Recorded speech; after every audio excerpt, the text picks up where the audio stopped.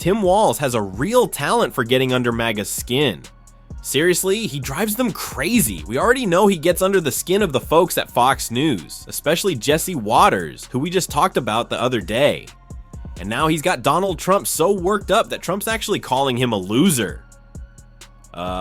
Maybe take a look in the mirror on that one? But here's where it gets even better. Another big Trump ally is fuming at Walz. And no, this is not someone we'd call a fan favorite around here. I'm talking about Carolyn Leavitt. She got asked about Walz in a press conference, and wow, her response? You could feel the frustration. We'll get into all of that, but real quick, if you're enjoying this, hit that like button and subscribe if you haven't already. It really helps, and I appreciate it. Now, conservatives have been upset with Tim Walz for a while, but last night, his latest town hall really sent them over the edge. Check this out. But I am here to criticize that you need to do your damn job if you're going to have this. You need to meet with people.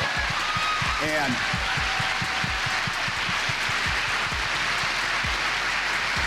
two things. They're like, well, Governor, you have another job. They're worried what I'm doing on Saturdays. I just want to be clear. The folks up at the Capitol on the other side of the aisle need to worry what their members are doing on the weekend, not what I'm doing on the weekends.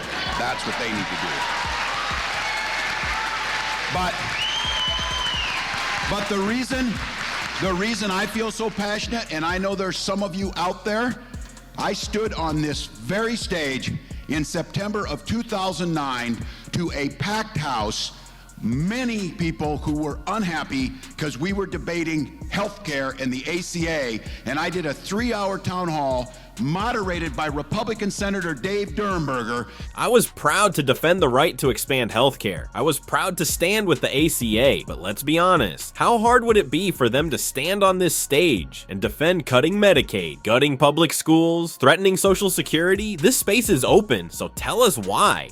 Tell us why it's okay to put millions at risk. If it's such a great idea, stand here and say it, and get cheered for it. Stand here and get cheered for it. If you really think getting rid of the Department of Education and putting our kids at risk is a good idea. In fact, let's do this right now. If you have a family member who's a public school teacher, or if you are or have been a teacher, raise your hand. Let's see it. Yeah, look at that. And for all of you who have had a child benefit from public education, or parents like Gwen and me who have seen firsthand the incredible work teachers do for students who need a little extra help, let's acknowledge that too. This isn't about protest. It's not about resistance. This is about democracy. You were elected under Article 1 of the Constitution. As a member of Congress, you appropriate the dollars. So why in the hell would you just give away your power and let some unelected official make those decisions? Don't do it. Don't give it away. And look, I hear this all the time. I've heard it from so many people. Well, we're not in the majority, so there's nothing we can do. But that's just not good enough. That's not leadership. People are doing something. They're showing up. You're showing up on this beautiful first day of, what is this, spring number 3? You could be anywhere, but you're here because you know how important this is. And that's what I love about Tim Walz. He is unapologetically a hater of this nonsense. He doesn't care about ruffling feathers. I always think back to the days after the election was called, when he gave that speech about the race he ran, about how we need to keep fighting. And yeah, losing that election, that's not the end of Tim Walz's political career, and it's definitely not the end of this fight. But yeah, in that moment, it was definitely disappointing. Still, Tim Walz wasn't about to let it slide. He went after JD Vance, straight up mocking him.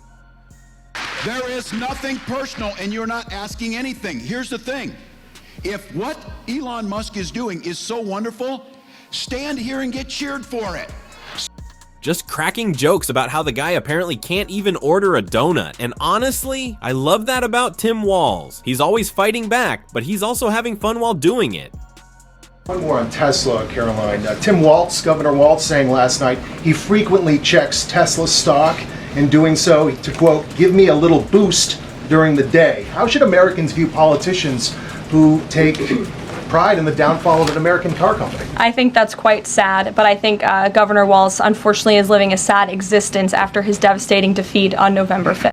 Clearly though, Carolyn Leavitt did not find it funny. When she was asked about Walz mocking JD Vance, the so-called co-president, she was not happy. And I gotta wonder, who exactly does Leavitt think she's fighting for here? I mean, I've been watching Republicans practically debase themselves for Elon Musk lately, and it's wild because it almost feels like they're doing it even more than they ever did for Trump. Did you see that picture of Ted Cruz outside the White House? got online with his employees at his car company and he begged his employees to not sell their stock in Tesla, which many Tesla executives and board members have recently done. He told his employees that things were about to become immeasurably better, unimaginably better. Quote, what's the most exciting future that you could possibly imagine? Quote, a future of abundance for all, where you could literally just have anything you want. Elon Musk explained to his employees that these unimaginably good times are right around the corner. He told Tesla employees, literally, quote, hang on to your stock. He told them there are times when there are rocky moments, a little bit of... Hang on to your stock. He even admitted there were rocky moments and stormy weather, but don't worry, the future is bright and exciting. Yeah, I'm sure that convinced everyone. And of course, Elon Musk wants his employees to feel good about all this. He's reassuring them, definitely don't sell your stock. Never mind that his own executives and board members are selling theirs. No, you should totally trust him because, you know, his track record with predictions has been so solid. He laid it all out for his employees last night, so I think it's only fair that we take a little trip down memory lane just to remind ourselves of what his predictions have actually been like over time. For example, imagine you were in the audience at an event where Musk was speaking back in 2017. We're still on track for being able to go cross country from LA to New York by the end of the year, fully autonomous. Okay, so a car, by the end of the year, you're saying someone's going to sit in a Tesla without touching the steering wheel, tap in New York, off it goes, won't have to ever touch the wheel by the end of 2017. Yeah, essentially November or December of this year, we should be able to go from, all the way from a parking lot in California to a parking lot in New York, no controls touched at any point during the entire journey. Amazing. And he's up there confidently saying, by November, maybe December, but then we'll have it. Then in 2018, actually rescheduled, but it's happening by 2019. Then in 2019, no, by 2020. But wait, by then it's not just gonna be your car, it's gonna be taxis, self-driving taxis, robo-taxis for everyone. Yeah, totally. Autonomous Tesla taxis by 2020. And of course, when none of that happened, it didn't really matter. Because by then, we were all supposed to be living on Mars. You see him squinting, doing the math. I think probably by end of next year, self-driving will encompass essentially all modes of driving and be at least 100 to 200% safer than a person by the end of next year. We're talking like maybe 18 months from now. Yeah, by 2024, we'll be launching people to Mars. They'll get there by 2025.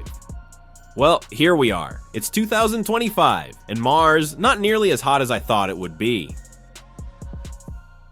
I think if things go according to plan, we should be able to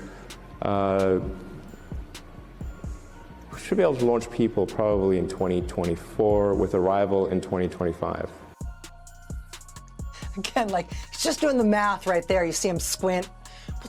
We're gonna be, how long will it take to? 2024, we're gonna be shooting people off to Mars, and they'll get there by 2025. Confident. If you own Tesla stock, I really hope you sold it a long time ago. And while we're talking about absurdity, let's not forget Donald Trump. The night the New York Times breaks a story about Musk getting access to our most sensitive military documents about a potential war with China, Trump freaks out, denies everything. Fake news. And then, the next day, Musk is at the Pentagon, gets a briefing. No one will say what it's about. Later that same day, after meeting with the Department of Defense, Musk is like, guys, things are looking great. We're getting tons of cash. Like, what? They couldn't make it more obvious if they tried. But here's the thing, they're not even good at trying. They don't even bother hiding it anymore. At least we're here to call it out. And I hope we keep calling it out every single day. And if you want to support that, you already know what to do. Hit that subscribe button, leave a like on this video, and if you stuck around till the end, drop a blue heart in the comments. Until next time, I'll see you.